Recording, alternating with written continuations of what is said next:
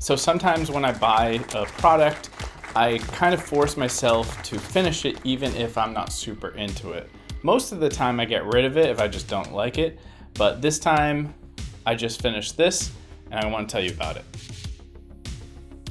Okay, so I just finished this Hanz De Fuko hybridized wax, and now the company itself, they're really well advertised. You'll hear about their name, especially on YouTube, everywhere. Not really sure exactly why that is. They never reach out to me. This is totally unpaid. You know, I just kind of wanted to go over this and just tell you that it's not super good, honestly. There's nothing special about it. In fact, I have a complaint about the hold. The hold was super weak. You put it in and it smells pretty nice. It's kind of fresh smelling.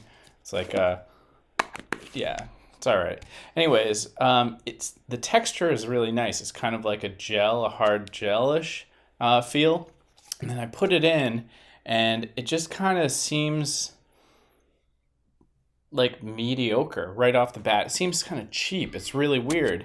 And I mean, I've had other Hanz De Fuko stuff put in my hair from like a barber's or something like that, and it's always fine. Like I have no problem. But this particular one, I was just not super psyched about it. It was just really boring and kind of like, it's probably the lowest hold I've had in a long time in a hair care. And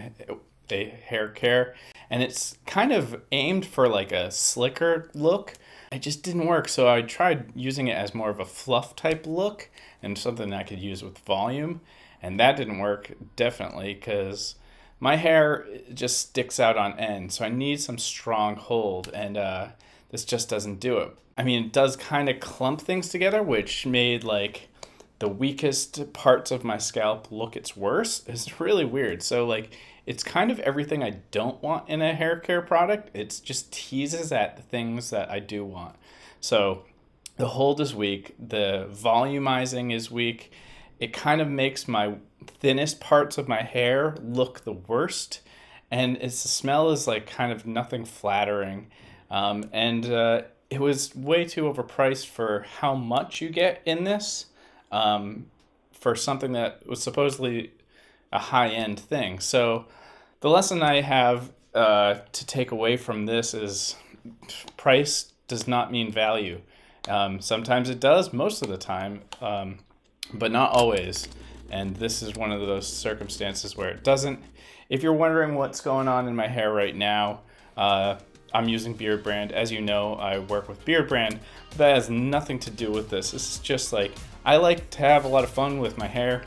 Always have. I try different products, and yeah, this one just wasn't that great. And I just wanted to give you a heads up. Just maybe try a different one from that brand or something else. That's it. Until next time. Peace.